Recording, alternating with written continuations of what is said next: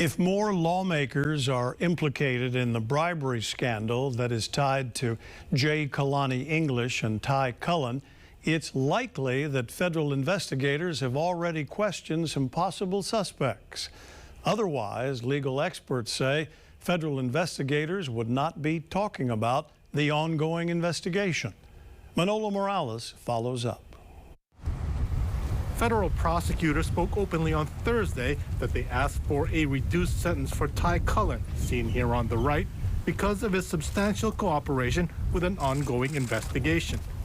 Legal experts say that cooperation means investigators are looking into more lawmakers who have accepted bribes or donors or both. Defense attorney Megan Cao, who is not involved in the case, says the feds have probably communicated with the potential suspects. In my experience, it also means that person has already come in to talk with the federal agencies or with the federal agents and is either cooperating him or herself or is going to enter into a guilty plea. Cao points out that the feds rarely talk about an ongoing investigation unless they're that close to getting the suspect. There's been some communication between that defendant and that defendant or that defendant's attorney. Lawmakers say whatever the outcome, the important thing now is to pass laws to prevent any legislators from doing it again.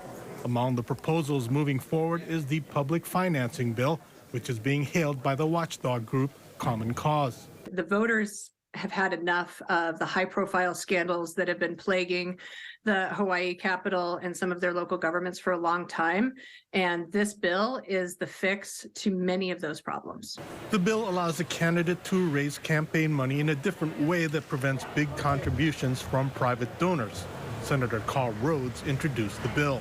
You would have to get a number of $5 contributions from people who lived in your district, and then if you got enough, you would be given a lump sum of money which would be large enough to actually win in the district of that size. The bill has passed both the Senate and the House, but will likely get more scrutiny before the end of the session. Manolo Morales, KHON2 News, working for Hawaii.